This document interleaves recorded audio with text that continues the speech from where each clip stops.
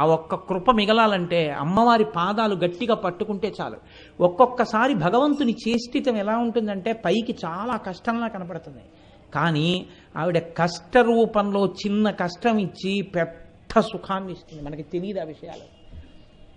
పరమాచార్య మాటల్లోనే చెప్పాలంటే, నేను ఎలాగో ఇవాళ పరమాచార్య ప్రసక్తి తెచ్చాను కాబట్టి ఆయన మాటల్లోనే చెప్పవలసి వస్తే మీకు ఒక మాట చెప్తాను.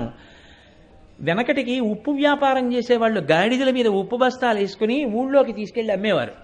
ఒకానొకప్పుడు ఉప్పు అమ్మే వ్యాపారులు గాడిదల మీద ఉప్పు బస్తాలన్నీ వేసుకుని అరణ్యంలోంచి వెడుతున్నారు. దొంగలు చూశారు, వీళ్ళు ఉప్పు బస్తాలన్నీ పట్టుకెడుతున్నారా, ఉప్పు బస్తా అంటే చాలా బరువు, ఆ ఉప్పు పట్టుకెడుతున్నారు, వీళ్ళు ఉప్పు అమ్మి మళ్ళీ వస్తారు. వచ్చినప్పుడు మనం ఈ ఉప్పు అమ్మిన డబ్బు పట్టుకొని వస్తారు కాబట్టి వీళ్ళని భయపెట్టి డబ్బు దోచుకోవచ్చు. కాబట్టి ఇవాళ వెడుతున్నారు కాబట్టి ఓ 2 రోజుల్లో ఉప్పు అమ్ముకుని వస్తారు. మనం ఇక్కడ హాయిగా మాట వేసి కూర్చుంటే సరిపోతుందని కూర్చున్నారు.